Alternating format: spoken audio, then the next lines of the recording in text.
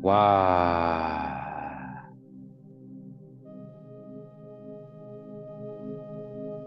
Hey, much love and respect. Pura vida, mi gente. Shabbat Shalom. Appreciate everybody that's tuned in. Thank you for making the time to be here.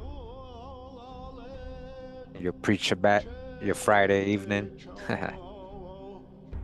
Thank you for being here right now.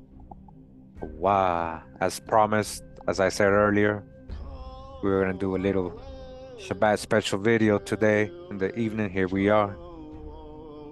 So I appreciate you guys. We're going to go ahead and continue reading from this book. I don't know if you guys mind if we, continue reading it together. Hope you guys don't mind. Right where we left off to, we're going to go ahead and continue. But appreciate everybody that's tuned in. Hey, how you doing, Sirius? Thanks for being here. Shalom, shalom, shalom, Buddha vida, Shabbat, shalom. Kilik, Israel, Esperanza, Carrie, thank you, Ipomovia, AG Play, Alichita, Okla. Much love, much love. Al Pat, much love.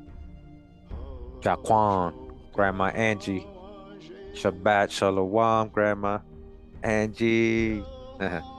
Pura vida, mi gente, pure life. Appreciate you guys. Blessings. Blessings.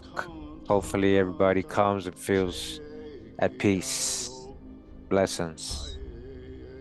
We're gonna dispel all the hijack. Thank you for being here. And we ain't talking about religion. Just talking about that water, that pure life, that pure breath, the Most High. We're just talking about the Most High's people, historically identified. As it says here in the book, the 10 tribes of Israel, historically identified with the aborigines of the Western Hemisphere by Miss Simon. All right, we're going to continue in the book. That's what we're going to do right now, okay? Appreciate you guys being here. Blessings. Feel at peace. Give them peace, Hawa. Awada Hawa.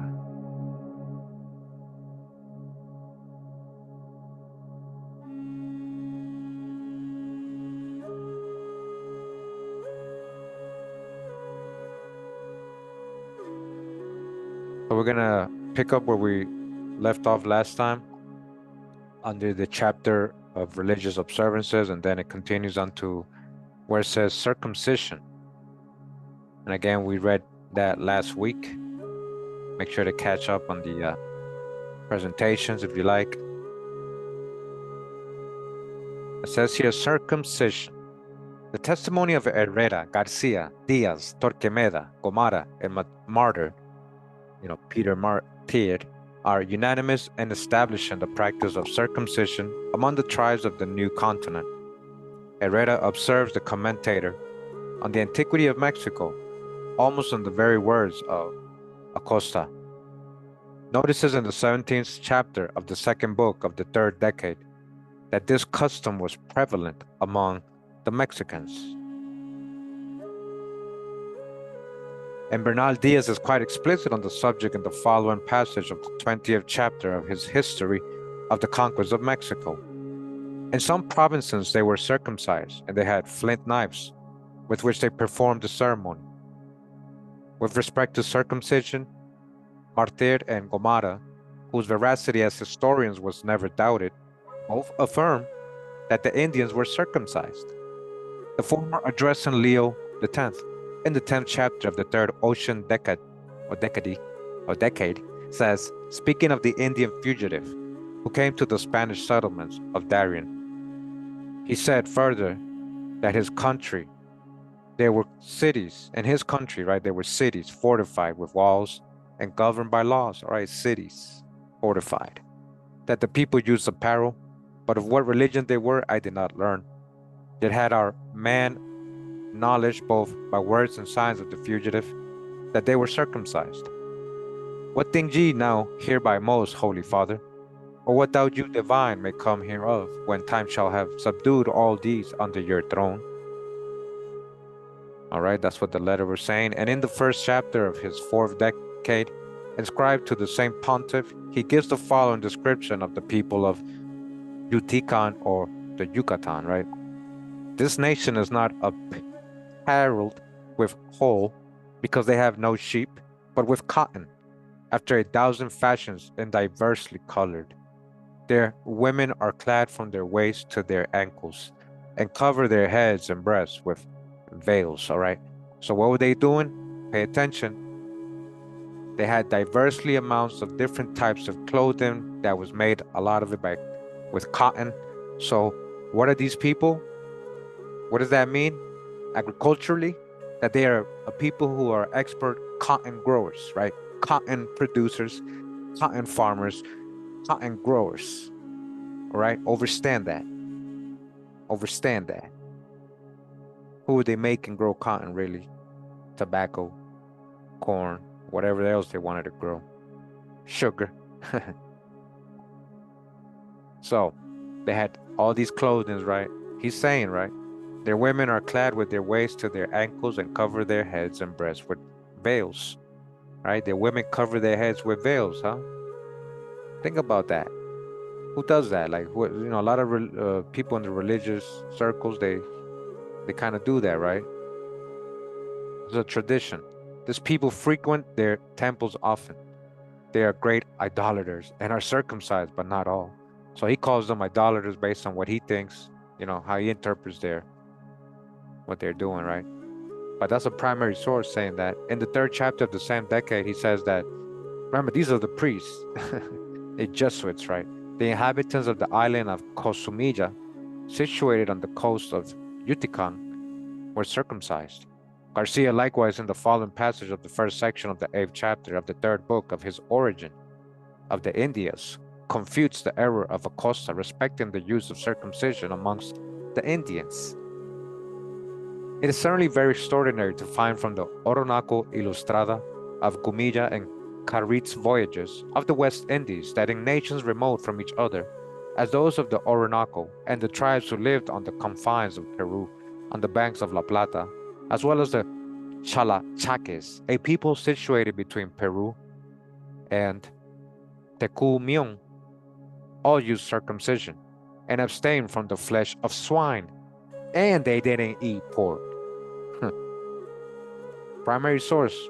Captain Cook also discovered that circumcision had extended to the islands of the South Sea. How to use the words of Gumilla? Are these moral phenomena to be explained? The Mexicans, besides this rite, marked the breasts and arms of the children on the feast of Toxcalt, with another sign which Torquemada compares in the following passage of the 16th chapter of the 10th book of his Indian monarchy, with the analogous ceremony marking the sign of the cross upon the breast. Of the faithful among Christians with the holy oil and chrism. He's calling it Christian,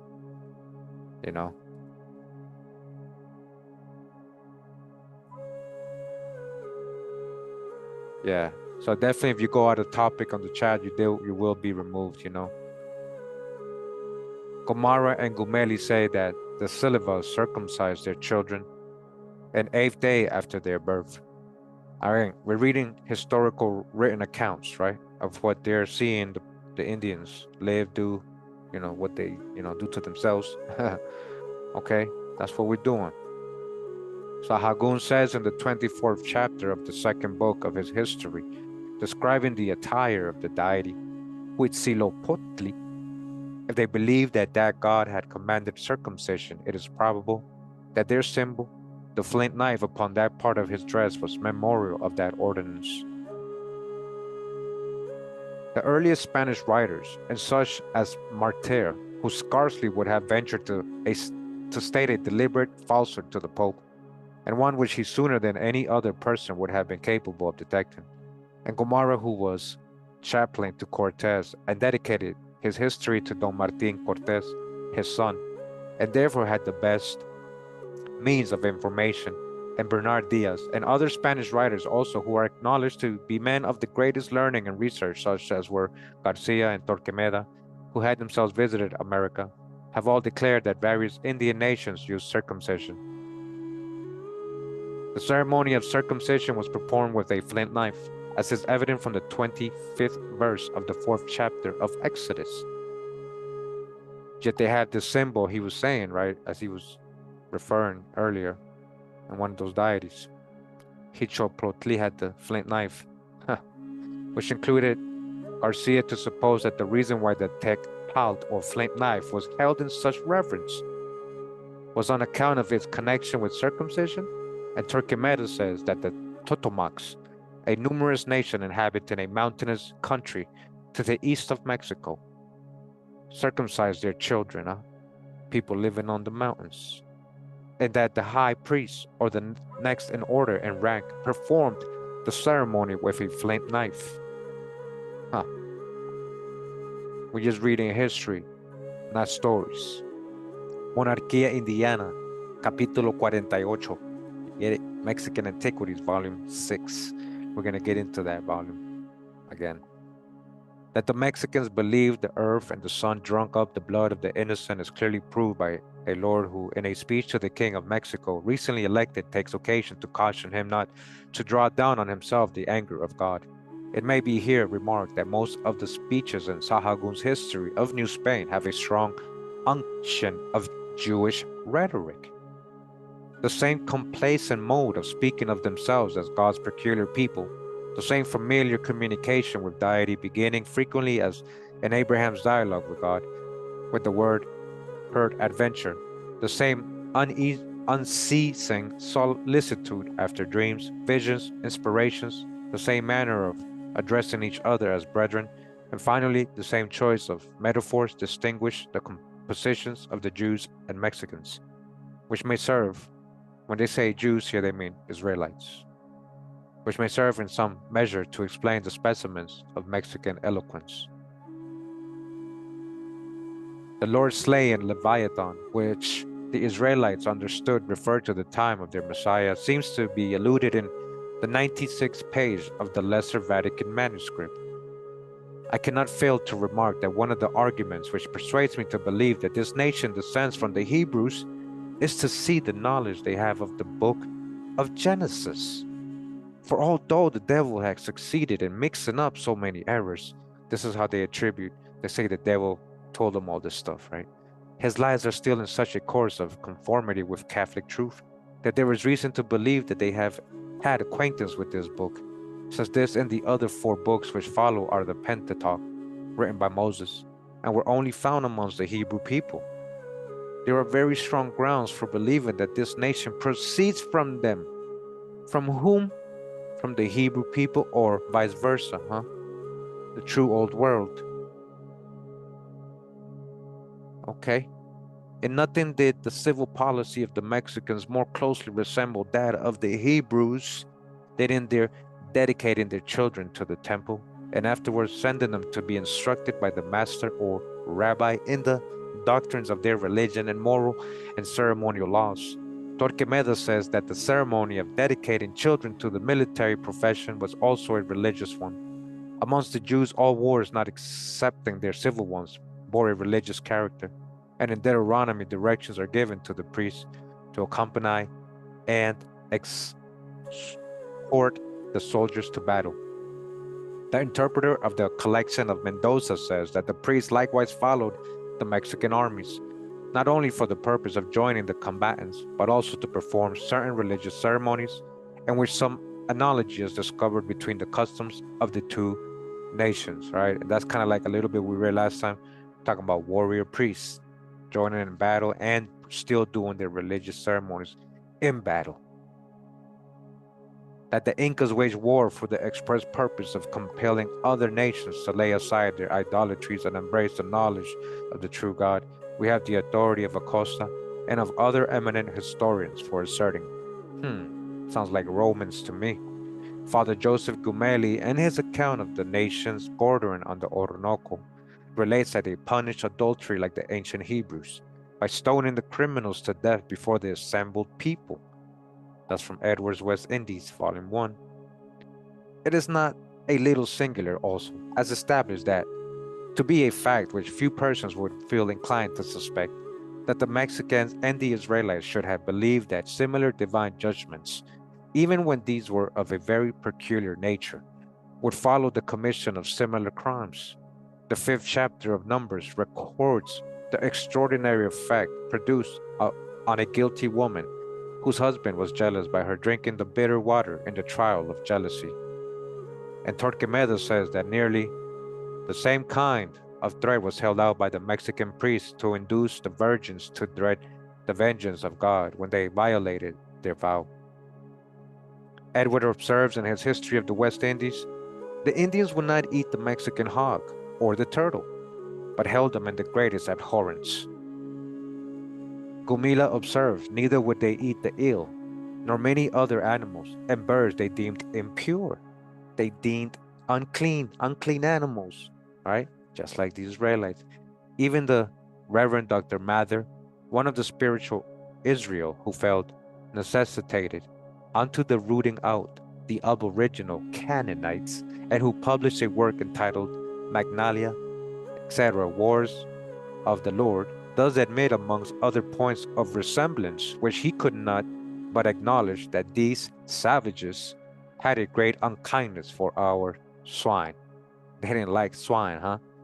Hearn, who published a work in 1795 entitled A Journey to Prince of Wales Island, remarks that some Indians who had killed an Indian at Copper River considered themselves in a state of uncleanness, which induced them to practice some very curious ceremonies. In the first place, all who were concerned in the murder were prohibited from cooking any sort of food, either for themselves or others. They refrained also from eating many parts of the deer and other animals, particularly the entrails and blood. And during their pollution, their food was never sodden with water, but dried in the sun, eaten quite raw or broiled when a fire could be procured. 2 Samuels 15. James Adair, Esquire, right? He lived amongst the Southeast Indians for 40 years. He had a Choctaw wife. Yeah, that same James Adair. Heritage Sephardic Jewish coming out of Ireland, English, Irish English, who spent 40 years amongst one of the northern tribes, writes, they affixed very vicious ideas to eating impure things, and all their priests and prophets and war leaders, before they enter into their religious duties, observed the strictest abstinence on this point. Formerly, if any of them did eat in white men's houses, or even of what had been cooked there while they were sanctifying themselves, it was esteemed a dangerous pollution. They ain't gonna eat their food. Kelly, in his sketch of the Oregons, observes, there are many things in the religious faith and observances which bear a strong analogy to the Hebrew ritual. Besides the instances above, they observe a day of fasting, a humiliation and prayer. They have also annually celebration of a solemn nature, which lasts 7 days, on which occasion they have Thanksgiving sacrifices. Thanksgiving. From these and many other circumstances respecting their dress, ornaments, genius, and customs, from the great resemblance in complexion, figure, manners, and even language, which these people and those on the islands in the Pacific bear to the inhabitants of the islands of Kratuatoa, lying in the entrance of the Straits of Sundan, the important inference may be drawn that the Hebrews had affected the settlement of the Western continent. That was his opinion. All right, listen to what he's saying. All these people saying the same thing, that is actually getting to know the American Indians, not just going at war with them and writing about them without knowing them. All right, he said the Hebrews must have settled here in the Western continent. I'm glad you all guys are all here too. Welcome. Thank you for being here, reading this with me. Tawadahawa, give thanks, all right? Great spirit. That water, we just surfing the wave in real time. Shout out to Drop Nation, Shout out to my tribes out there in the world, my distant cousins. Yeah, what you talking about? What you talking about, cuz? Major Long, an agent of the United States government, published a work entitled An Expedition to the Rocky Mountains. Thus he makes mention of the Ark of the Omawas. All right. They also had arks, guys. Remember, we've got this whole drop. We're just going over this, a whole book, a whole section we haven't read. All right. It never ends. All right. We got many books. All right. They had an ark, the Omawas, but many tribes had an ark. But let's see what it going to say here. It says the Omawas. Omawa. Awa. You see that? Om. Wa. Omawa. The Omawa branch is divided into two powerful sections, one of which is interdicted from eating the flesh of male deer and male elk, in consequence of having their great mystic medicine ark enveloped in the skins of these animals. The shell, which is regarded as an object of the greatest sanctity and superstitious reverence by the whole nation, has been transmitted from the ancestry of this band, and its origin is unknown. Oh, they don't know. A skin lodge or temple is appropriated for its preservation, in which a person constantly resides, charged with the care of it, and appointed as guard. It is placed upon a stand, and is never suffered to touch the earth. Okay? A traveling tabernacle. It is concealed from sight by several envelopes, which are composed of strands of proper skin, plaited together. The whole constitutes a parcel of considerable size, from which various articles are suspended, such as tobacco and the roots of certain plants. No person dares to open the coverings of the sacred deposit in order to expose the shell to view. Tradition informs them that curiosity induced 3 different persons to examine the mysterious shell, who were immediately punished for their profanation by total blindness. All right, you guys hear that? Previously to undertaking a national expedition against an enemy, the sacred shell is consulted as an oracle. All right, the sacred shell, their holy ark, just like the Israelites, guys. For this purpose, the magi of the bands seat themselves around the great medicine lodge, the lower part of which is hung around and thrown open like curtains, and the extreme envelope is carefully removed from the mysterious parcel, that the shell may receive the air. During this ceremony, an individual occasionally inclines his head forward and listens attentively to catch some sound, which he expects to issue from the shell. This is considered as a favorable omen, and the nation prepares for the projected expedition with a confidence of success.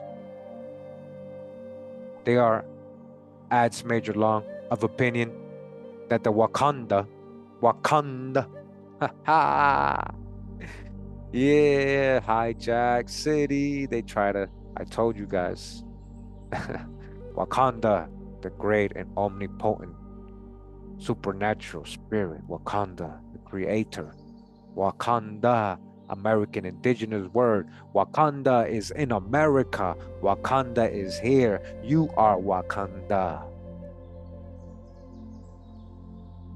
They are, adds Major Long, of opinion that the Wakanda has been more profuse of his gifts, especially the knowledge of letters, to the European people than to themselves. They consider the result of experience thus easily transmitted, like the operation of some mystic medicine, but they claim its superiority in natural intelligence. They esteem themselves more generous, brave, and hospitable to strangers than the European people, and these beneficent virtues with them mark the perfect man. If a European man or stranger enters the habitation of an Indian, he is not asked if he has dined or if he is hungry, but independently of the time of the day or night, the pot is put on the fire, and if there is a single pound of venison in the possession of the family, that pound is cooked and set before him. All right, hospitality, hospitable people, right? Wakanda forever. Wakanda forever. Yeah. Most High over everything. Wakanda forever. Same thing. Let's go. Oh yeah, check out my Wakanda video, guys. Check out my Black Panther videos. The original one is one of the best, but I split it up in parts. But you can watch the whole original one, pretty old one. 5, 6, 7 years old, but still very relevant. It has been, so we're going into festivals. It says it has been justly remarked that ancient customs become modified by change of situation and circumstance after a great lapse of time. The transference of the Levitical economy to the new continent is a striking comment on this observation. For in reflecting on that disregard of the statutes and judgments of the Lord, which had caused their expatriation, the tribes, seeming their outcasts, state to have even zealously continued for more than 2,000 years in such a modified observance of these as change of situation and circumstances and want of the written word admitted. All right, wow, after 2,000 years, huh? That Sharala's waking up finally. The tribes are waking up finally. Even though they're going through the trouble, right? Even though they've been erased from being a nation, they still try to continue to hold on to their, laws, their ceremonies, their traditions. Most High, Hawa, Wakanda. And failing to be governed and instructed by the revealed mind of God in their land, they were to experience as an act of retribution the want of it when afar off. Hence the prophet foretold that not a famine of bread and water, but of hearing the words of the Lord should be their punishment, a famine which they should deeply feel and deplore when they should wander from sea to sea to seek the word of the Lord and should not find it. Hosea 3:5, right? Hosea, that is the same as Joshua, Yahawashi. Hosea is Yahawashi, Joshua. Many years will they live without a priest, without their kings, without their princes. Hieroglyphic and other painted records, together with oral tradition, became a substitute for the written word.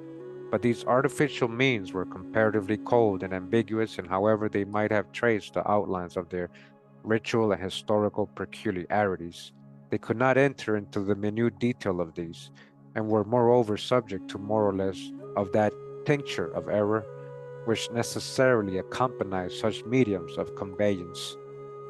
Language, in parentheses, observes a late Hebrew critic, is subject to 3 qualifications: cogitative, organic, and writing. There is an inherent connection between these 3 qualifications. The first terminates in the first person.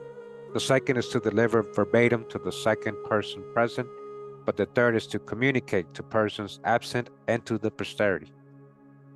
These 3 qualifications are infallibly absolute and essential objects to man as an intellectual being. A man with deficient of this triplex is an unfinished being, according to the guy. It says 4 times a day, writes Clavijero, they offered incense, namely at day dawn, midday sunset, and at midnight. The last offering was made by the priest whose turn it was to do so, and the most respectable officers of the temple attended it.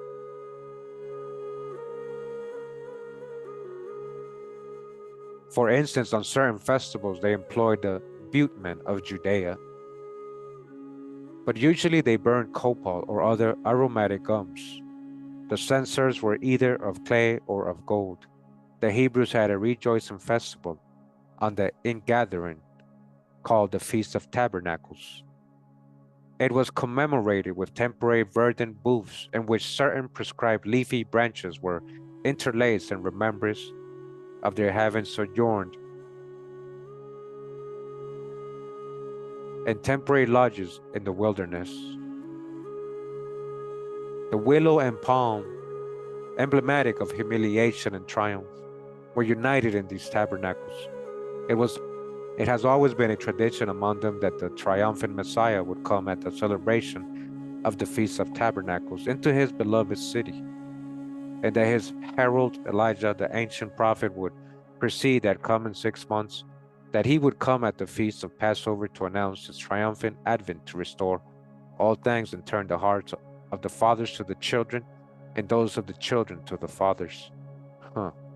Preparatory to that event, it will be recollected that Peter, unmindful of time and season, and not knowing what he said for joy at the demonstration of the identity of the sufferer and the victor of which he was an eyewitness, exclaimed, "Let us make 3 tabernacles, and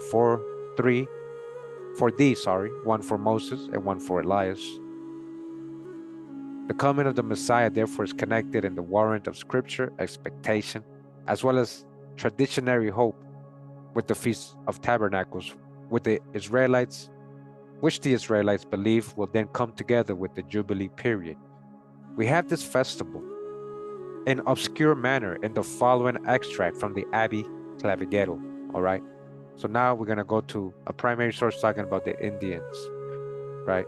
It says, in their 12th month of October, they celebrated the feast of the arrival of the gods, which they expressed by the word Teotlico, Teot, which name they gave to both the month and the festival. On the 16th day of this month, they covered all the temples and the corners of the streets of the city with green branches. On the 18th, the gods, according to their accounts, began to arrive. They spread before the door of the sanctuary of the god a mat made of the palm tree, and sprinkled upon it some powder of maize. The high priest stood and watched all the preceding night, and went frequently to look whether footsteps were observable on the mat. Sometimes a cry was made, "Our great God is now come." When all the priests and crowds of people repaired there to greet him and celebrate his arrival with hymns and dances, which were repeated the rest of the night. All right, si clavijero, right? He's talking about the Indians here. The Feast of Trumpets seems to be discernible in the Abbey's description of the following faded memorial. The second of the 4 principal festivals was that which they made in honor of the great God, right? Talking about the Indians. 10 days before it, a priest dressed in his most elaborate manner went into the temple with a bunch of flowers and a horn or flute of clay, which made a very shrill sound, turning his face toward the east, and afterwards to the other 3 principal winds, he sounded the horn loudly, and then taking up a little dust from the earth with his fingers, he put it to his mouth and swallowed it. Upon hearing the sound of the horn, all knelt down. Criminals were thrown in the utmost terror, consternation, and with tears implored the God to grant pardon for their offenses. All the people testing a little particle of earth, after the example of the priest who supplicated for favor of mercy, and mercy. The day before the festival, all the virgins and youths, as well as the nobles, wore wreaths. Then followed a procession through the lower area of the temple, where flowers and odorous herbs were scattered. 2 priests offered incense to the idol, while the people were kneeling. He adds, the dances were more solemn in Tlaxcala, Huetzotzinco, and Cholula. In like manner, the festivals at the beginning of every 13th year were attended with more pomp and gravity. They had a festival called Tezcali, Behold the House. We have already noticed that the Mexican Jubilee period was every 52 years. The following extract seems to point to the ancient Jubilee, but continues Clavijero. The festival, which was celebrated every 52 years, was by far the most splendid and imposing, not only among the Mexicans, but likewise among all the nations of the empire or who were neighboring to it. On the last night of their century, they extinguished the fire of all their temples and houses, and broke their vessels, earthen pots, and utensils, preparing, as it were, for the end of the world, which at the termination of each cycle they expected. The priests, attended by the people, traveled during the night 6 miles out of town to a certain mountain, on the top of which the new fire was to be kindled. All who did not go forth with the priest stood anxiously upon terraces to wait the result. As soon as the fire was kindled, they all at once exclaimed with joy, and a great fire was made on the mountain, that it might be seen from afar. Immediately they took up portions of the sacred new fire to carry to their respective households. Every place resounded with mirth and mutual congratulations. All right, this is a primary source and account what he saw them do, the Indians, in the time of conquest. Okay, you guys understand? Says here, the illuminations during the first night were extremely magnificent. Their ornaments of dress, their entertainments, dances, and public games were superiorly brilliant. So brilliant. Primary source. Herrera observes, the Mexicans celebrated the principal festival of their god, Huitziliputzli, in the month of May, and 2 days before the festival, the virgins who were shut up in the temple kneaded flour of bledas and roasted maize with honey, and formed a large idol of dough. And on the day of the festival before the dawn, the virgins came forth in new white apparel, crowned with ears of roasted maize, and wearing chains of the same hanging down below their left arms. During this day they bore the name of sisters of Huitziliputzli. All the people humbled themselves and taking dust from the ground strewed it on their heads, since this was a ceremony which was usual on their principal festivals.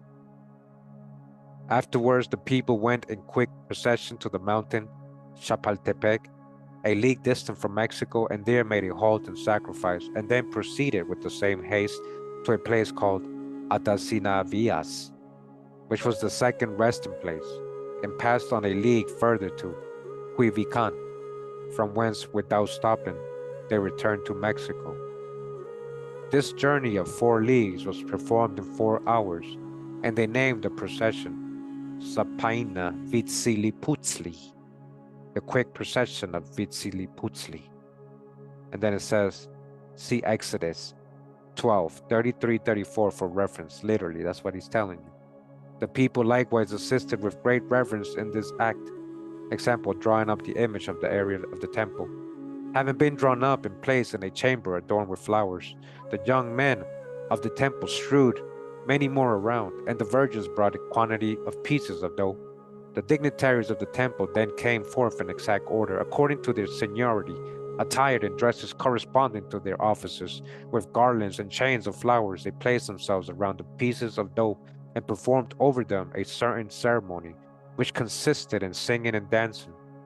Afterwards, the young men and young women who were educated in the temple came forth, and placing themselves opposite of each other, danced and sung in praise of the festival of the idol. They're saying idol could be just something else they're not understanding. And the lords and principal persons replied to the song. The whole city flocked to the spectacle, and the festival being concluded, the priest took the idol of dough and distributed the pieces like the Holy Communion, and gave it to the people, great and small, who received it with great reverence, fear, and shedding of tears, declaring that they ate the flesh of God. Wow. Whoa. Oh. Oh. Early forms of a type of Christianity. This being over, an old man of great authority ascended some elevated place and preached on the law and ceremonies. Herrera, Mexican Antiquities, page 418. All right. Wow. Continues, says, parentheses, the day of the consecration of that infernal bread and dough being passed, nobody was allowed to touch it or enter the chapel where it was, but the priest only. They afterwards brought forth the statue of the god Painalton, the god of war. The vicar of the said Huitzilopochtli was made of wood and carried in the arms of a priest who represented Quetzalcoatl, who was dressed very richly with curious ornaments and apparel. being preceded by another, holding in his hands a large and thick serpent, twisted in many folds, which was carried before and was lifted up on high in the manner of the cross in our processions. They then lifted the statue of Peinalton and placed it on the altar by that of Huitzilopochtli, and there left it together with the banner named Espanitztli, which was carried in front. The serpent alone was taken away and deposited in a place allotted to it. Of the festival of the sign of the rose, they say, there is a mansion from which they fell and where they plucked the rose.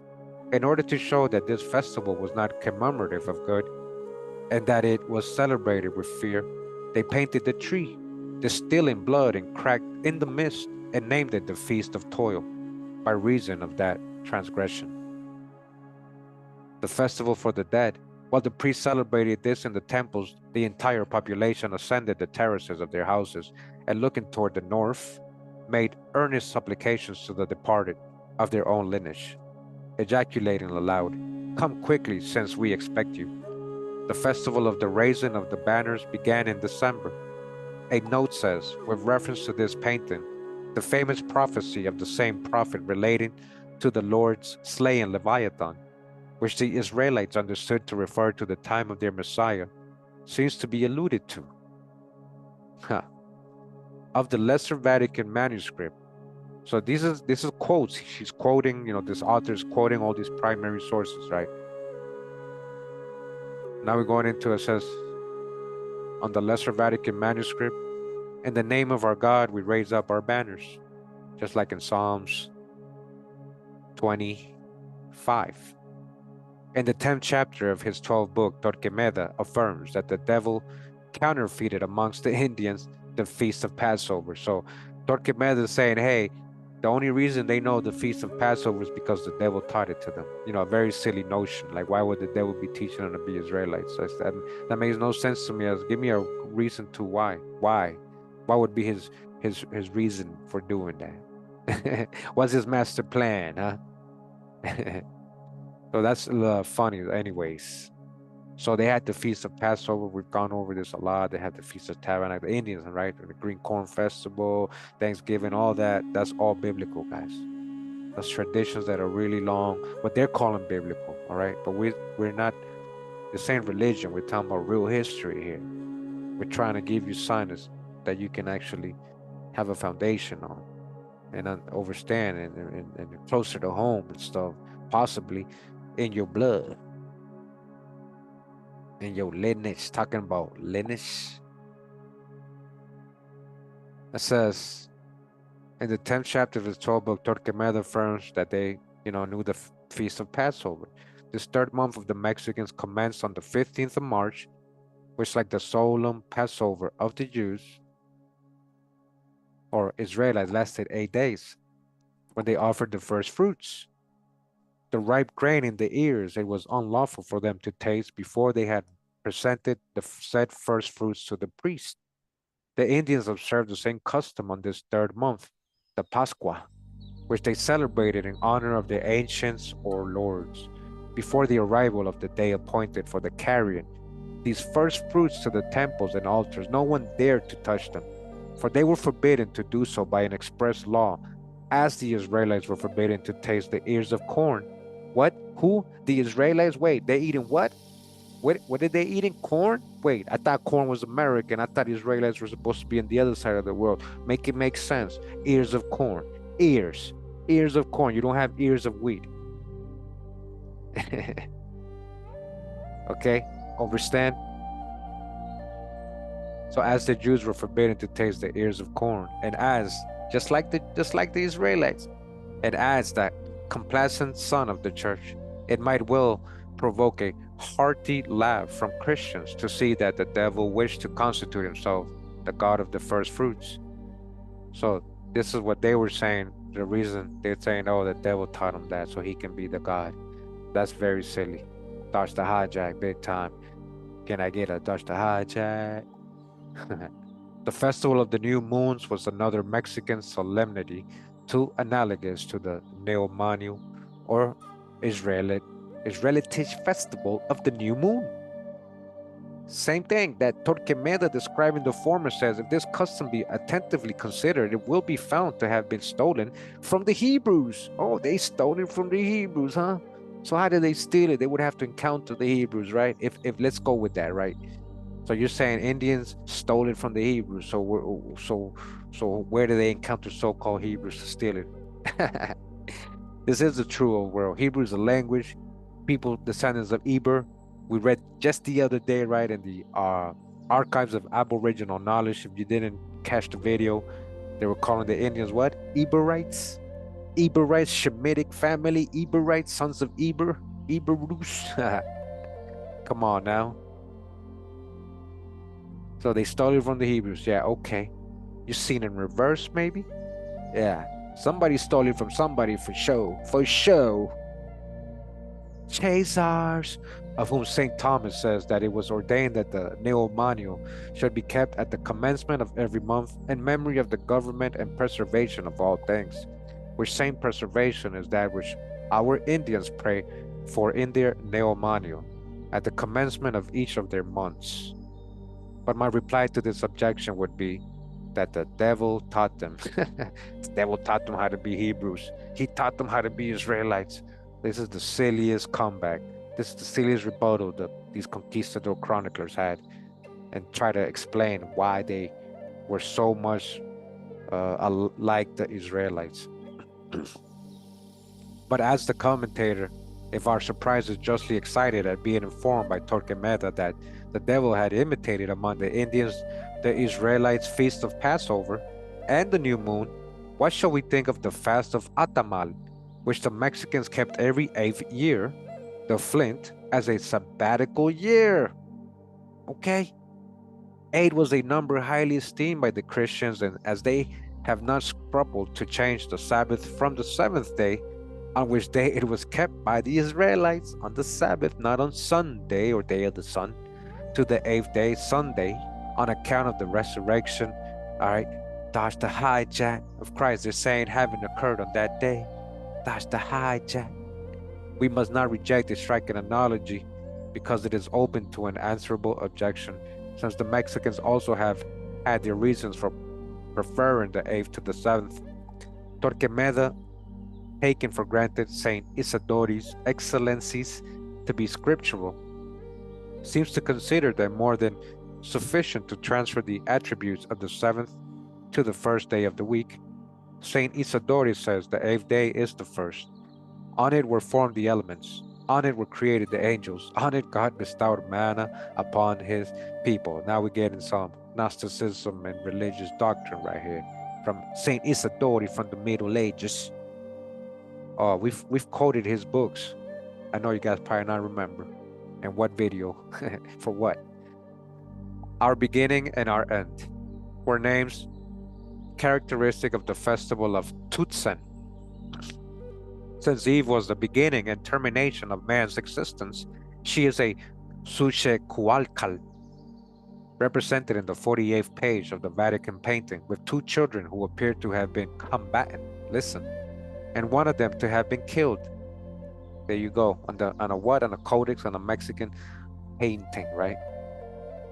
It is not more probable, since the beginning and ending signs of the calendar are dedicated as symbols of Quetzalcoatl, that this allusion is to him rather than to Eve, except as she is the mother of the promised seed of the woman. It is not unfrequent that the first and the second Adam are contrasted in the Mexican paintings. The following passage from Antiquities of Mexico is in point. Opposite Cantico, they place Quetzalcoatl in a golden house, arrayed in precious gems and seated as a priest, with a bag of incense in his hand. That as the former had been punished for his appetite, so he was honored for his self-denial and sacrifice. All right, who is Quetzalcoatl really the person in history? And who is he in biblical terms, huh? We've gone over this a lot. Check out my Quetzalcoatl videos if you haven't. A note here says the Mexicans believe that Quetzalcoatl united in his own person the character of prophet, priest, and king, a true Khan, priest, king, and prophet. Prophet, priest, king. Quetzalcoatl, huh? We just talking about Joshua from the Old Testament? Who we talking about here? Some authors forgetting that the Mexicans, and representing a periodical series of signs wrote from right to left, have taken the last month for the first. Dr. Betty thus describes a festival at which he was present on the Ohio. Before they use any of the first fruits, all right? Now this is in describing Indians from Ohio, all right? Listen, Dr. Beatty says, eyewitness, he said, before they use any of the first fruits, 12 of their elders meet. When a deer is divided into 12 parts and the corn beaten in a mortar and prepared for the use by boiling or baking under the ashes, of course unleavened, of course,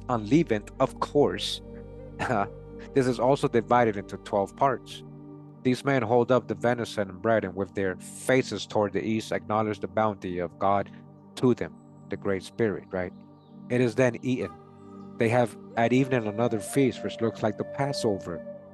All right, this is what he's saying. A great quantity of venison is provided with other things dressed in the usual way and distributed among the guests.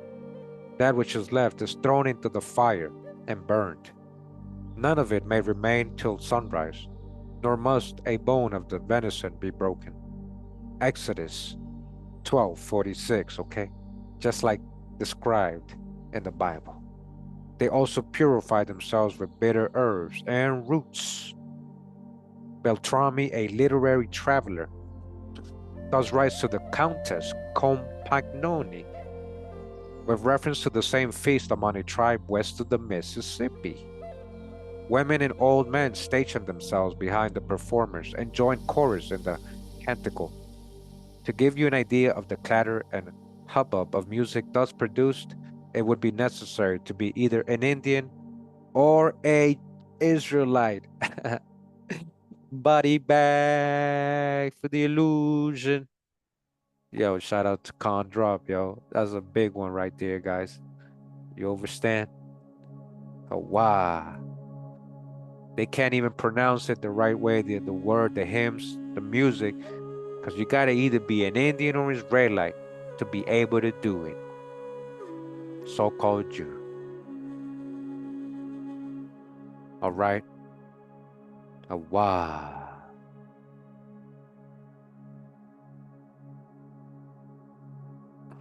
Public sacrifices are considered indispensable by the Indians when they hold their grand assemblies for deliberating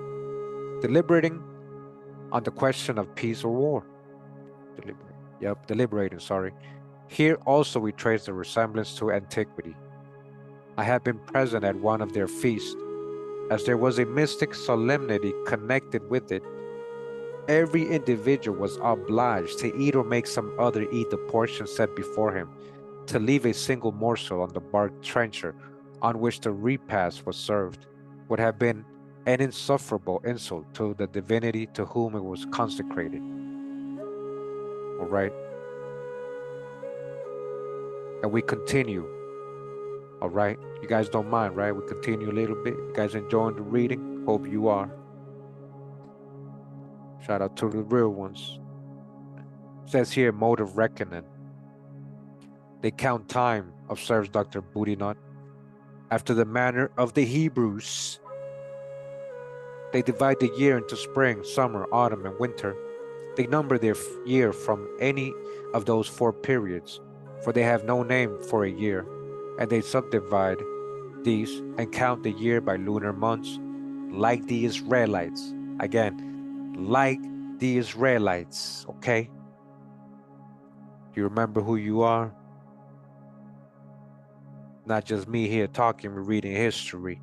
We're not talking about Bible stories only. We're talking about primary sources, chroniclers from colonial times, eyewitness accounts.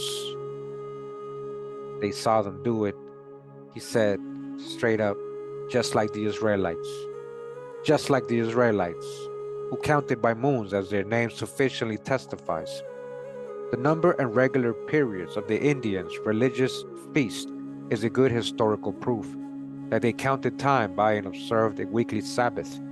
They what? They observed what? They observed what? A weekly Sabbath. A weekly Sabbath long after their arrival on the American continent. That's the hijack. They've been here. This is the true old world. They began the year at the first appearance of the first new moon of the vernal equinox, according to the ecclesiastical year of Moses, star in the west, quoting Dr. Bodinat, eyewitness. Mexican calendar. It says here, this plate, writes the interpreter of the Indian records, represents the first age of the world, which was destroyed by water. The world had been peopled by two persons, whom the triune God placed there at first. The world had been subsequently peopled by three names not mentioned. They, the tribes, were descended from or of the race of Quetzalcoatl. Of the race, yeah. And for this reason, they hold lineage in great account. All right, lineage, genealogy, very important. The whole term Genesis is about genealogy. The whole etymology of Genesis, check it out. It's about your ancestors, about your genealogy. And these people hold lineage in high esteem for this reason, because they can trace it back to their creator, to the beginning. They hold it lineage in great account, and wherever they change to be, or they chance to be, they said, I am of such lineage. Before his image, which they called the heart of the people, wood and incense were always burning. Burning fire, oh the fire. The third age is characterized as the holding up of roses and flint knives, partly covered with branches of rose tree, which denote the suffering of Quetzalcoatl. From this season of suffering and affliction, according to the belief of the Mexicans, they were to be relieved by the coming again of Quetzalcoatl. They recount to us the history of the creation of the deluge, of the confusion of tongues, and the Tower of Babel. All right, all these biblical stories, the Indians had all these stories, and other epics of the world, of their ancestors' long journeying in Asia. That's the hijack. They never used the word Asia. They added that right there. They misinterpreting what they're reading, with the years previously distinguished by their corresponding characters or symbols. They record in the year of 7 Toctli, the great eclipse, which happened at the crucifixion. And again, and then they add the Christian, hijacks in here too a little bit. What crucifixion? Hung on the tree? Yeah, a lot of crucifixions going on. A lot of hangings and all that. The two signs dedicated to Quetzalcoatl are two primitive terms characterizing his first and second coming. Example, that of wisdom, and its symbol, the serpent, and of the life or breath of the Most High, and the serpent, the Drakan, and the breath, smoke breath, that heat, the breath, breathe, right? Wow, a breath, a wow of the Most High. Quetzalcoatl, listen, and that of its emblem, the wind, for they, like the Hebrews, express spirit and wind by one term, ruach, that spirit. The catastrophe which they say befell Toulon, of which it is to be noted the Virgin Mother of Quetzalcoatl was a native. Remember, his mom is a virgin. He was born a virgin birth. And she's from Toulon, where they came from Toulon. Huh? She was a native of there, huh? And of which he was the anointed king. Was that which gave rise to a new epic? This age was called Isapal Nanakaya, heaven of roses. The sign of this age was Istapal, a flint. The symbol of this fourth age was characterized by two flint knives, encompassed with branches inserted in a cane rod, between which the head of the ruler of hell or Hades is placed. And in the following plate representing the fourth age, those two flint knives are decorated with budding branches, alluding to the atonement of Quetzalcoatl at some remarkable era of his life. All right. Hope you guys enjoyed the reading. Shout out to everybody in the live chat. All right. Like to just say respectfully, make sure to stay on topic. You know, we ain't talking about no other YouTubers or, you know, out of topic things right now. You know, respectfully, thank you. Because then that just shows you ain't really paying attention. But I get it. Some people just want to vlog and talk to others. I get it. But we in meditation surfing the wave right now. The Mexican paintings describe 4 ages of the world, the present being of the flamed knives and roses. They entertain a singular idea of 5th age, the commencement of which was to date from the reappearance of Quetzalcoatl, or destruction of the world for the 4th time by earthquakes, which they believe would occur on the sign Nahui or Yin or Olin. It is remarkable that the figure of the sun turned into darkness and the moon into blood before the great and terrible day of the Lord come frequently occurs in the Mexican paintings. You see that? They depict that a lot. The Mexicans appear to have given due consideration to a subject very explicitly detailed by the prophet Daniel in what has been well denominated his calendar. The gold which symbolized the ancient Babylonic Empire was not figuratively nor spiritually, but literally and positively not only succeeded, but superseded by that of which the symbol was silver. The Medo-Persian dominion was in turn superseded by that which the brass indicated, and in due time the Grecian domination was superseded by the Roman, which was characterized by the iron. The 5th universal empire, that of the Messiah, which is symbolized by the adamant, shall as really and politically supersede the last aspect of this Roman Empire. Daniel 2, 44, 45, huh? The paintings preserved in the Institute of Bologna is a Japanese calendar, all right? That's an American indigenous tribe, which seems singularly to confirm what Buturini says of the agreement of the 20 Mexican signs of the days of the year with those of Chiapa, since the first sign of the bottom of the first page is Mexican, which corresponds with Cipatli. The second is Ig, and answers to the Echalt, wind, and the third is Votan, agreeing with the Mexican sign Cali, or house. The same agreement will likewise be found between the Mexican and Japanese symbols. Japanese, right? Not Japanese, but you see the resemblance there, right? It might be something to that. And we see it, you know, most people would see it in reverse. So the sign of the lamb following the stag, and ocelot, lion, that of Akalt, the reed or arrow, the figure of a heart in which many of the signs of the Japanese calendar terminate, refer, it must be supposed, to Votan, the signification of whose name was the heart. Boturini remarks that the system of the Indian calendar, as well as the symbols employed in them, varied, and that the inhabitants of some of the provinces of Oaxaca divided their year into 13 months, making use of a lunar calculation, while the Indian states of the same diocese counted their days by winds and serpents. He observes in the following passage, speaking of the planets, that the week of the Japanese, like that of the Tulticas, consisted of 7 days, which is the more remarkable as the alleged ignorance on the part of the Indians of a week of 7 days has been used as an argument to prove that they could not have been descended from the Hebrews. You see that? So they would always say, oh no, they didn't know about no 7 days, no week. Yes, they did.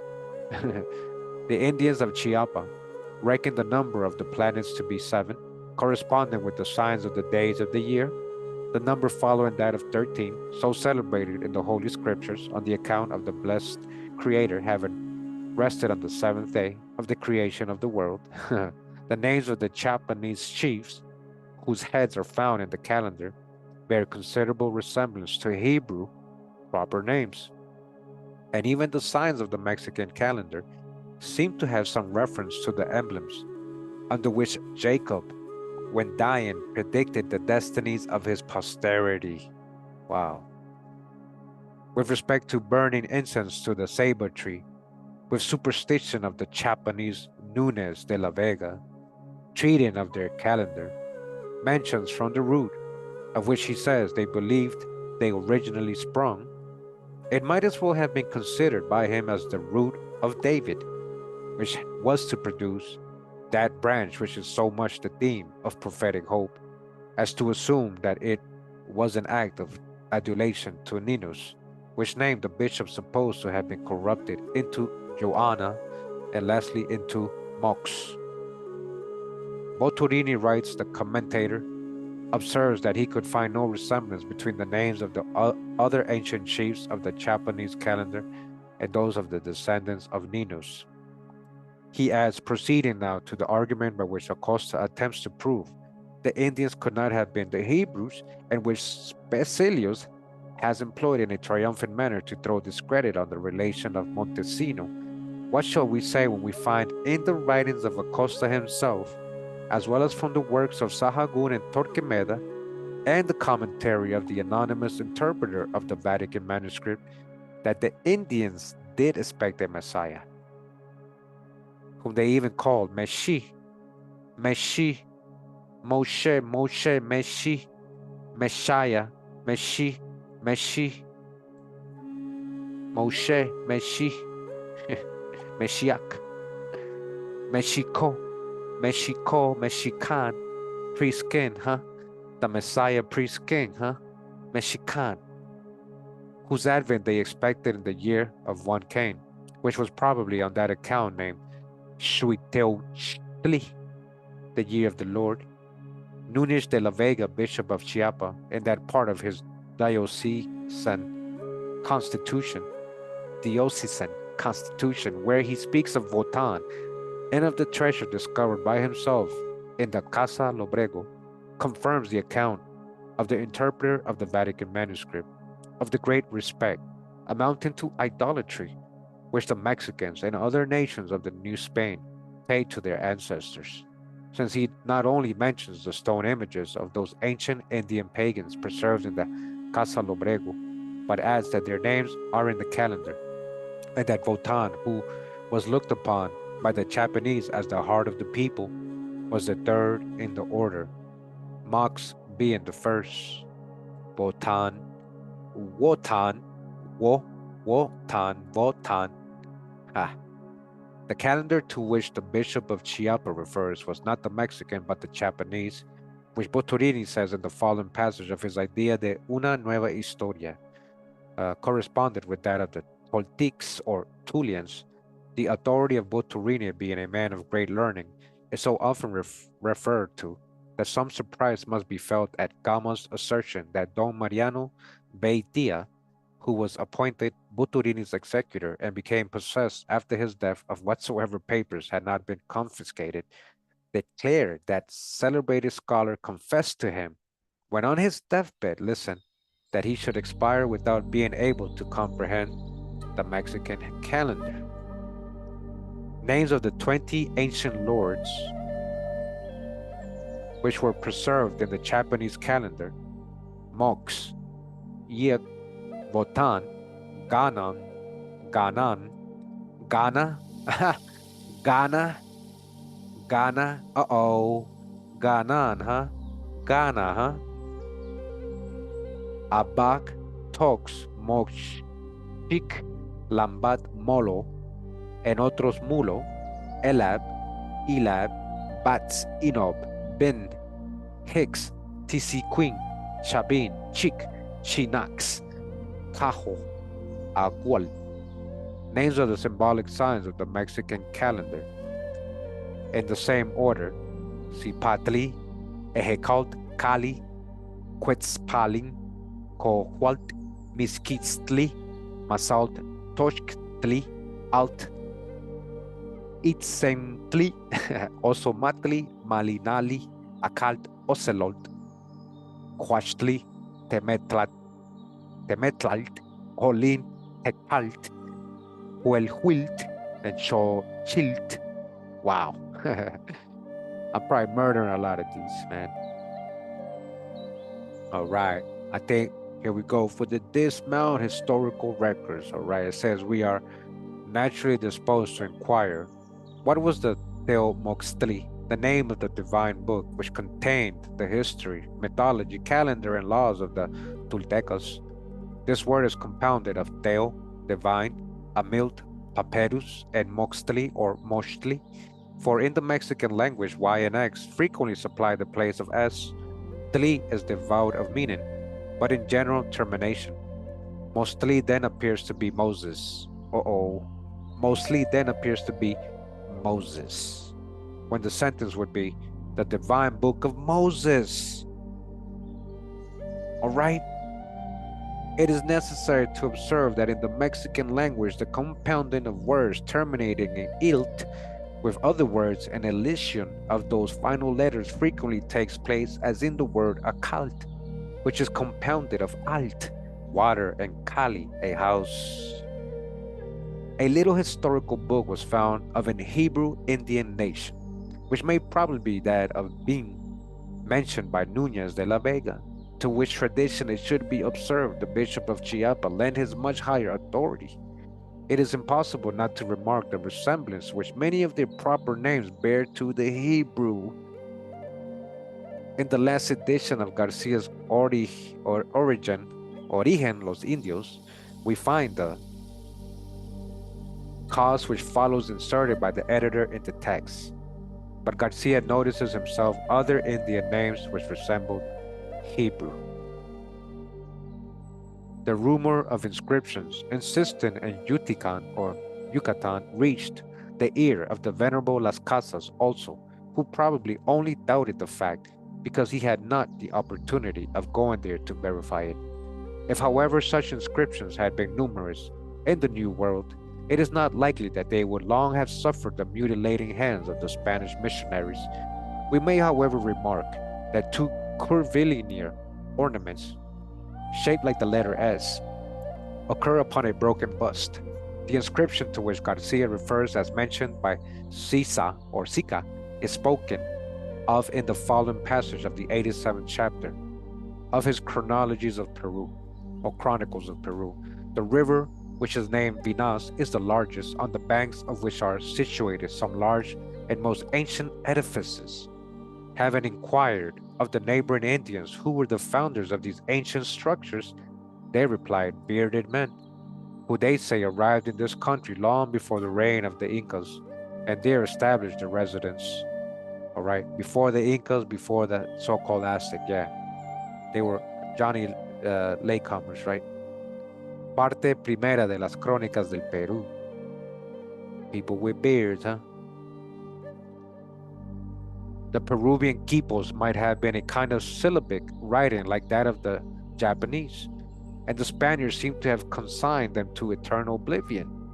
As regards the tradition of letters in Mexico, it may be proper to recollect that Torquemada says of the book, which the Indians declared that they buried underground on the arrival of the Spaniards, between the columns of which Christ was painted crucified, and the intermediate spaces were filled up with all alphabetical characters. Sahagún affirms in the following very singular passage that the children who were educated in the temple in Mexico learned hymns which were written down in books and characters. They instructed them in all the verses which they were accustomed to sing, to which they gave the name of divine songs, all which were written in their books in characters. This passage from its singularity has been marked in the original manuscript. Of this barbarous act of monkish zeal, Dr. Cabrera thus speaks. Among the many historical works which fell into the hands of that illustrious prelate, etc., there were one written by Wotan, the third Gentile place on the calendar. So that's what he's calling Wotan, the Gentile. He wrote in a historical tract in the Indian idiom, wherein he mentions the name of the people with whom and the places where he had been. This illustrious prelate could have communicated a much greater portion of information relative to Wotan and to many other of the primitive inhabitants, of whose historical works he assures us were in his own possession, but feeling some scruples on account of the mischievous use the Indians made of their histories and the superstition of Nahualism, he thought proper to withhold it for the reasons assigned in number 36, section 32 of his preface, although, he adds, In these tracts and papers are many things touching primitive paganism. They are not mentioned in this epitome, lest in being brought to notice they should be the means of confirming more strongly in an idolatrous superstition. So that's what that guy was saying. He's kind of like a little hating, but he's at least admitting, hey, there's something here to that. Preface of his Constitution, Antiquities of Mexico. It says here, Rosales in his History of Chile gives the following account of curious inscription discovered in that province. The tradition of some apostle having come to preach the gospel in this kingdom is further confirmed by a marvelous thing which still exists in the valley of Tarna, where there is a stone of 1.5 yards high and 2 in length, on which are imprinted the footsteps of a man wearing shoes, who there left the impression of his feet, having been accustomed to ascend upon it to preach to the Indians of the valley, and so leaving his feet imprinted on the stone, who also wrote on the front of it 3 lines in plain letters, cut in the rock, in characters which no one understands or can explain. All right, probably some ancient Paleo Hebrew, huh? Inscriptions. Father Joseph Maria Adams, belonging to the Society of Jesus, a Jesuit, right, a missionary in the province of Cuyo, caused them to be faithfully copied out and transcribed and sent them to 3 fathers of that company, famous for their skill in languages, but none of them were able to read them, so that their signification is still unknown.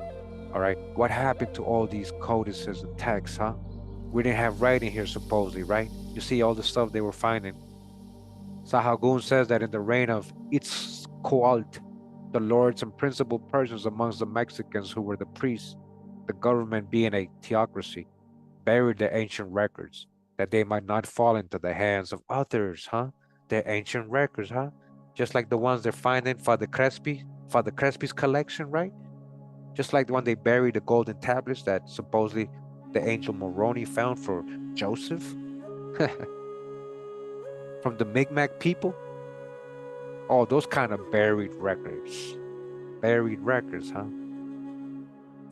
So they don't fall into the wrong hands of others. This might refer to the destruction of Teomoxtli, the divine book of the Toltecas, in the reign of the above-mentioned king, from which the Mexicans might have borrowed their notions and metaphors.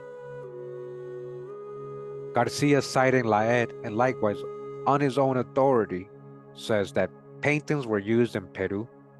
We have seen some specimens of a similar nature painted by the Mexicans after their conversion to Christianity, exceedingly rude, in which hardly a trace of the old style of Mexican painting can be discerned. And the same may have been the case with the later Peruvian paintings, from which it would be wrong to form an estimate of the degree of excellence which the art of painting had attained in the time of the Incas. The art of painting, some beautiful paintings. Where is all this art, huh? Where is all this art? All right, we almost done here. It says here language. The changes to which language is subjected during a long series of ages, geographical, interposition, and intermarriage render the mere sounds a much less certain criterion in tracing it to its original source than its construction and those essential characteristics which are peculiar to the Hebrews, whom the writer of the primogeniture and integrity of the holy language happily characterizes as the mother who lendeth to all, but borroweth from none. The Israelites, who had only been in Babylon 70 years, had so corrupted the Hebrew language as to render it necessary to affix a determinate pronunciation by the introduction of vowel points. It is therefore in the genius of the transatlantic dialects that we are to expect Hebrewism, rather than in the use of Hebrew terms. Although in their religious rites these have been wonderfully preserved. For example, the same mysterious personage who was by the ancient Japanese designated Wotan, heart of the people, by the Tulians, Ba'ab, son of the father, Abba, right, Ba'ab, and by the Mexicans, Toplitzin and Teoplitzin, our son and godson, was by the Peruvians denominated Verachocha or Veracocha, sun and star. It's the same. This latter term for sun, example, is Chaldee. That's a Chaldean term. Ancient Irish term, where it's the real Chaldea, and is only used with reference to the Son of God, as in Psalms 2:7. This term, compounded with star, no doubt had allusion to that star which Balaam was constrained to declare would at a remote period of the world's history come out of Jacob, okay, and smite through or consume the captains of Moab, the Moabites. Oh, Thomas Drew said, the ancient Moors are the ancient Moabites, huh? But they was always at war with Jacob's people, huh? The author of historical researches observes with regard to the number of languages in America, there are said to be more than 1,000. More than 1,000. There's way more than that. Oh, we've gone over this in a lot of videos. There were so many dialects and languages here, guys, more than in Africa or Asia. If an Englishman of the present day is puzzled to understand the English of the 14th century, where writing or printing has always been used, what stability of language is to be expected among Americans who have never had an alphabet? Another striking feature of identity in the genius of the primitive languages of the East and the West is that the same term serves to express breath or spirit and the wind. And they're talking about the word ruach, like a lot of Indian nations use that. And this peculiarity is restricted to the Hebrew language. The term, and that's in the Hebrew, right, Jiddish, pronounced eth ruach, was by the Japanese exactly so termed, while by the Mexicans, who supplied the use of the letter R with that of L, called it ruach, ruach, ruach, ruach. It's almost the same, guys, letting you know here. Open your eyes. And as Elysian was also practiced by them, the same term stands as the sign of Quetzalcoatl on their calendar as Echatal. Las Casas affirms that in Haiti, now Santo Domingo, Haiti, the inhabitants spoke corrupt Hebrew. Where? In Haiti, they spoke what? Corrupt Hebrew. Remember, we read this the other day in my short. They styled their judges or counselors Shoshome, which is precisely the term by which the Jews or the Israelites all over Europe would designate a wise or learned rabbi. He is a great Shosham. All right? It's the same thing. Shosham, Shoshome. Who copy who? Who's stealing what? Who's stealing what? Chochome, Chocham, all right? Body bags, the illusion. Do you remember? The northern tribes have preserved in many ways the primitive Yahuwah, Hawa, Hawa, Dawada, Hawa. It's a beautiful moment right now. The seals are opening. Hawa, they have what? The northern tribes have preserved in many cases the primitive Yahuwah. And also, Hallelujah. Vega affirms that Hali was the Peruvian term for praise or triumph. Halia, Halito, Hali, hey, praise, hey, triumph, what's up? 8 youths, writes Vega, who was a descendant of the Incas, natives born of Spanish and Indian parents. My school fellows sang the Hali in the processions, accompanied by the whole musical choir. They were dressed after the manner of the country, and each carried a plow shared in his hand, this having been the song of the Incas on agricultural ceremonies. The Indians were exceedingly delighted at the Spaniards adopting their song in the worship of their god. You hear that? Whom they called Pachacamac and Pachamama. The reasons why the Peruvians did not like some of the northern tribes compound Hali with Ja might have been on the account of the extreme veneration which they had for the ineffable name. The Abbé Clavigero observes of the conspicuousness of the Mexican language, the copiousness, copiousness, that it abounds in terms that signify material things, while the highest mysteries of religion can be expressed in Mexican without any necessity for introducing the Spanish term Dios, that of Teot being equivalent to Ail, Theos, and Deus. There was therefore, he justly adds, no reason for introducing the Spanish term Dios, but the excessive scruples of the first missionaries, who, as they had burned the historical records, they did what? They did what? They burned the historical records of the Mexicans because they suspected them to be full of superstitious meanings. Yeah, right. They knew who they were, of which Acosta himself justly complains. Likewise rejected the Mexican word teot because they supposed it served to express the false god whom they worshipped. But it would have been better to have imitated the example of St. Paul, who when he found the Greek theos was used to signify certain false deities, did not compel the Greeks to adopt Ael or Adonai. The Greeks, so-called Greeks, Hellenized so-called Jews.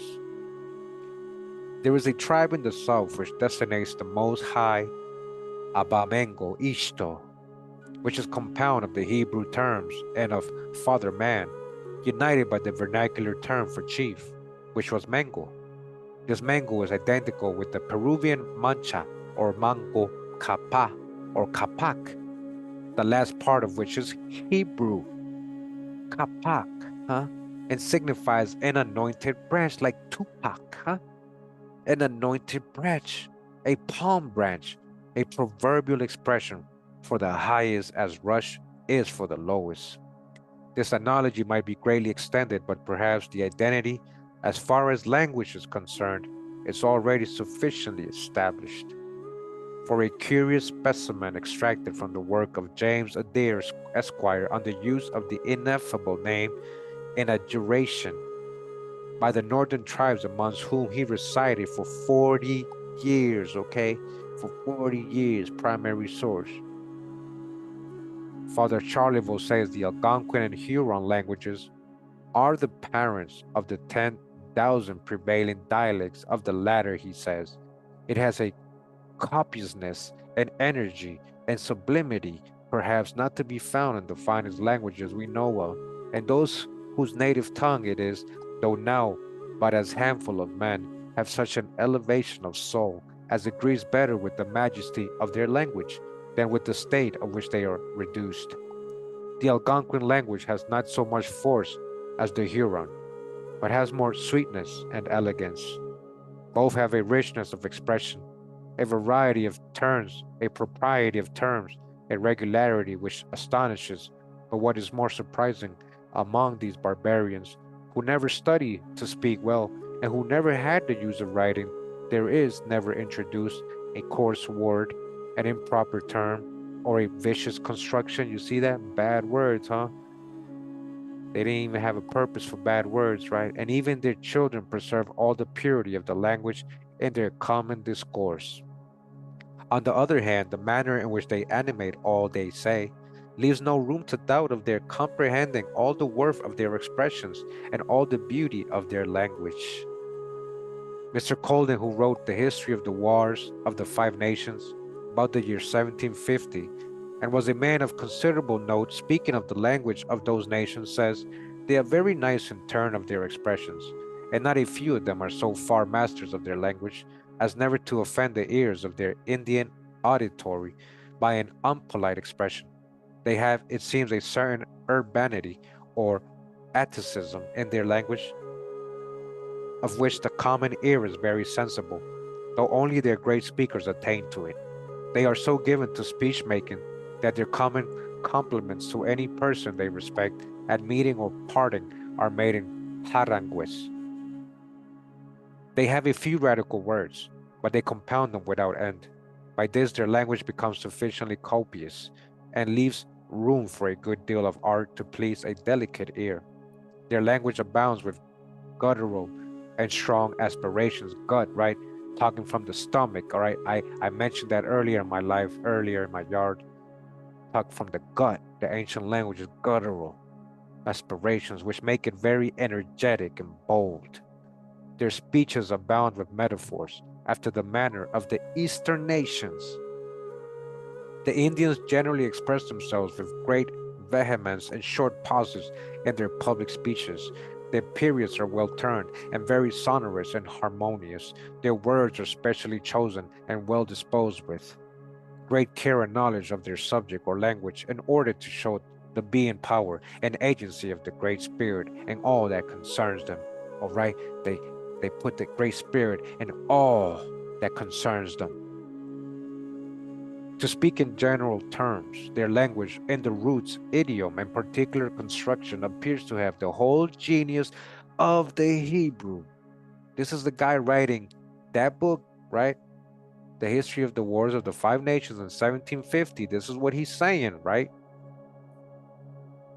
Their speech, their language, in the roots, idiom, and the construction, and everything, right, in general terms, appear to have the whole genius of the Hebrew,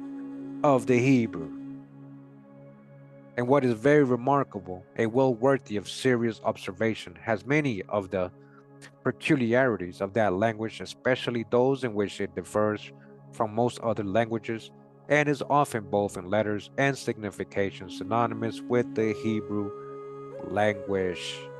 Synonymous with the Hebrew language. Wah, Yahweh. Suard in his Melanges de Literature, speaking of the Indians of Guyana, South America, observes on the authority of a learned Jew or Israelite, or no, actually Jew, Isaac Nasi. Okay, they're talking about Sephardic Jew. We know him. We read about him the other day in my Sephardic Jewish videos in the Caribbean and Guianas. That's so interesting that he came up. So this guy, Sephardic Jew in Guyana, he's living actually in Suriname, last name Nazi, you see that? We are informed, he says, that the language of Guyana is soft and agreeable to the ear, abounding in vowels and synonyms, and possessing a syntax as regular as it would have been if established by an academy. This Sephardic Jew says that all the substantives are Hebrew. Would he know? Wouldn't he know, as a Sephardic Jew, when he's hearing the Indians speak and saying, wow, that sounds almost like Hebrew, because he might know a little of the ancient, right? All the substantives are Hebrew. Isaac Nasi, a Sephardic Jew in Suriname, which we read about, had nothing to do with the Hebrew video, but about the Sephardic Jews' history in Suriname. We read about him, right? Helping colonize there, establishing sugar plantations and everything. But listen to what he's saying about their language, the Indians in the area. The word expressive of the soul in each language means breath. Breath. Wow. They have the same word in Hebrew to denominate God, which means master or Lord. It is said there are two parent languages among the northern Indians, extending thence to the Mississippi, the Huron and Algonquin, and there is not more difference between these than between the Old Norman and French. Dr. Edwards asserts that the language of the Delawares in Pennsylvania, of the Penobscots bordering on Nova Scotia, of the Indians of St. Francis in Canada, of the Shawanese on the Ohio, of the Chippewas to the western of Lake Huron, of the Ottawas, Nanticokes, Munsees, Menomonees, Messinagoos, the Sausikis, the Otagamis, the Quilestinos, the Mipegos, the Algonquins, Winnebagos, and of the several tribes in New England are radically the same, and the variations between them are to be accounted for from their want of letters and of communication. Much stress, observes Boudinot, may be laid on Dr. Edwards' opinion.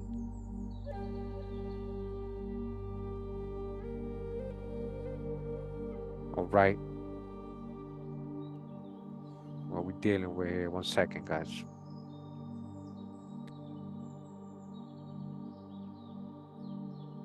I think we're gonna end it right there.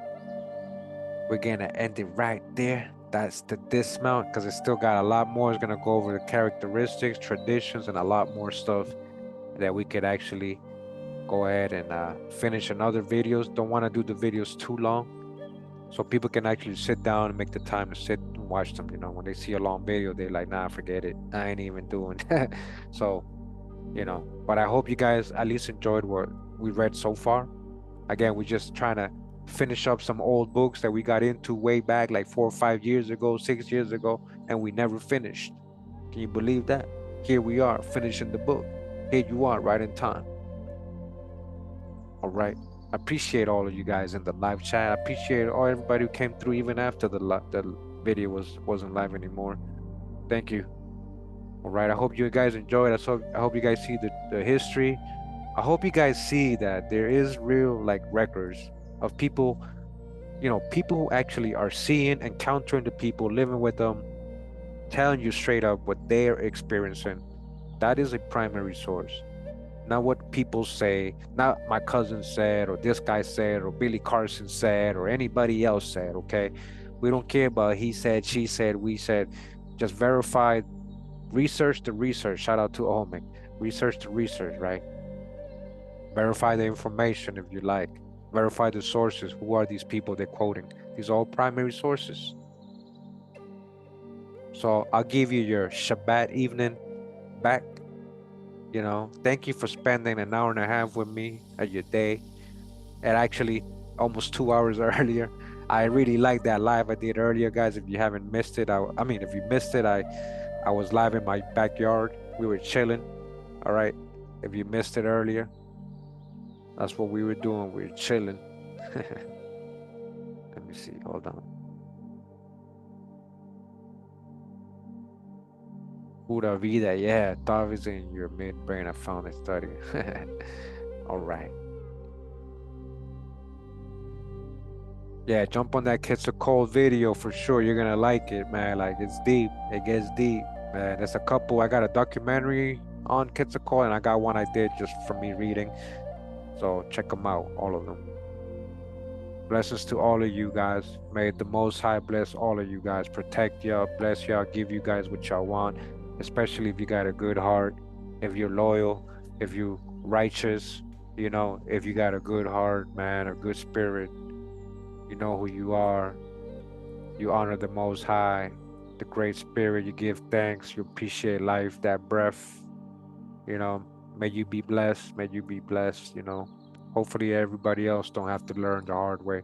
Hopefully they can learn the easy way and just, put Most High over everything. We ain't talking about religion. We ain't talking about religion. All right. Yeah. Your ancestors did. Your ancestors did. This is what I'm trying to show you. All right. I know honor the ancestors, but they also gave thanks to the Great Spirit. They honored the Most High. Appreciate all the real ones, all my longtime followers. I see you guys. Thank you for coming through. Pura vida, mucho amor, much love. I love y'all. I'll give you your Shabbat back. You have a blessed, strong end, not a weekend, but a strong ending to the whole strong week. All these strong days. You stay strong, man. We just gotta stay strong, yo. All we got is each other, man. We just gotta stay strong, man. Don't give up. All right? Don't give up on yourself. Don't give up on your people. Don't give up on your ancestors. All we got is us, man. Shout out to the Most High. Shout out to the Great Spirit. Wow. Thank you for this moment. It's a blessing to be able to do this. Again, the 10 tribes of Israel, historically identified with the Aborigines of the Western Hemisphere, meaning of the Americas, by Mr. Simon. All right. This is from 1836. 1836. Thanks for being here, guys. It was a pleasure. I really enjoyed the reading. I hope you also enjoyed it as well. Much love and respect. All right. Pura vida, mi gente. Oh, wow.